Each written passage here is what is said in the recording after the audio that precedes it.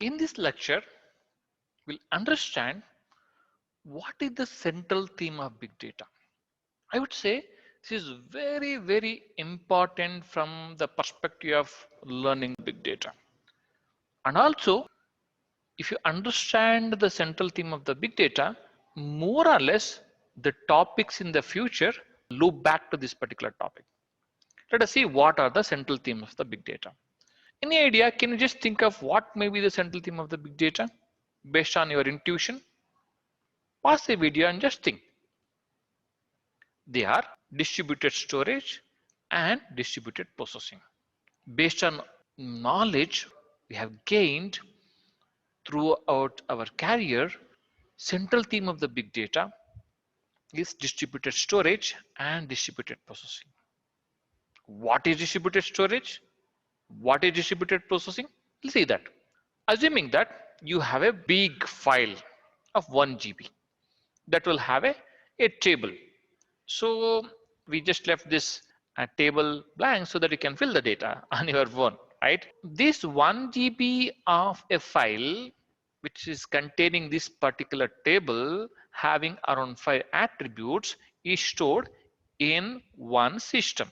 But what happens is, for some reason, the capacity of this system may not be able to store 1 GB because it has already stored lot of data. So the next thing what we can do is take this 1 GB of data and distribute across different systems, like these 3 systems. So what are the data which were supposed to store in this particular system? Split that and store that around 300 MB in this particular system, around 424 MB in this particular system, and around 300 MB in another system.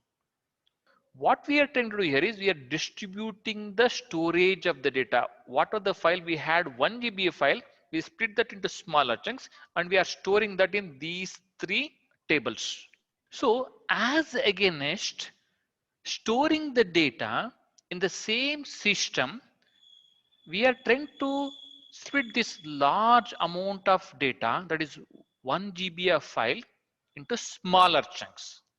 If you look at the way we are storing, for example, if you have a big table, some of the records as a part of the 300 MB will be stored as a part of this system.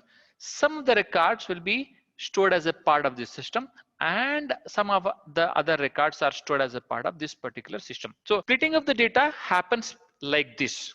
This is in a way is a distributed storage. We are taking a single large file and splitting that and storing in a different systems which are connected over a network. This is a distributed storage. Now that we understood distributed storage, let us try to understand distributed processing.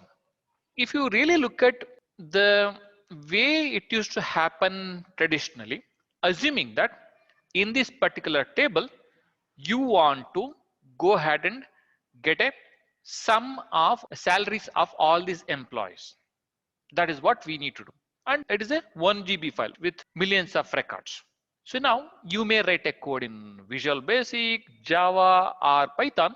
Now, traditionally what used to happen is whenever you want to process the data, the code is there in one particular system.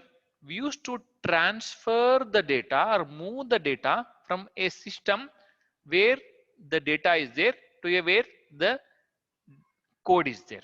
In a way, the data is fed into a program or a code, and code or a program processes the data and produces the results. That is how the traditional way of data processing. But now, problem here is in our case, we have the data which is distributed. It is not at one place because we have split that 1 GB of data into multiple systems. In this case, where the data is distributed, how do we proceed with the distributed processing? Assuming that your code to calculate the sum of the employee salaries is there in this particular system. What may be the size of the code? It may be not more than MB, right? Whatever, especially in this case, it's not even more than KB. Now, what would be the better way in terms of utilization of resources and also in terms of time taken, whether to move the data from all these three systems into a machine where the code is there, or moving the code where the data is there. Please pause the video and just think about it. I think you guys got the answer. We have a data here in these three cases. When we move the data from here to here, it will take more time. But when we move the code to where the data is there, for example, here, here, and here, this takes less time as compared to moving this data to here, this data to here, this data to here.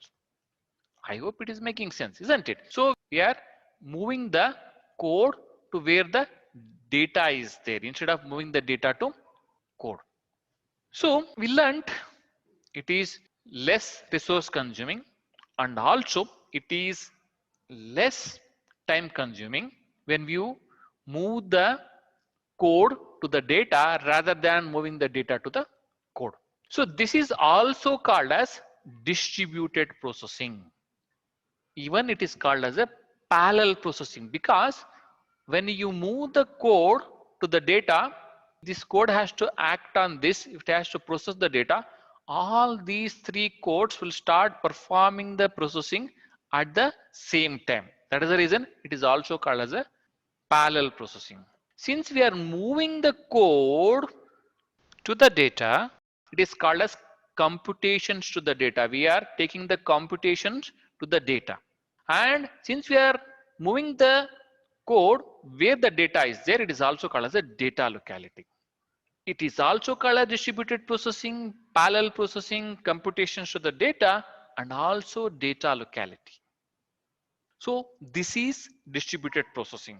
We learned both the distributed storage and distributed processing. Distributed storage is breaking the big chunk of data into smaller pieces and moving the data into the different systems, that is distributed storage. Distributed processing is taking this code to where the data is there.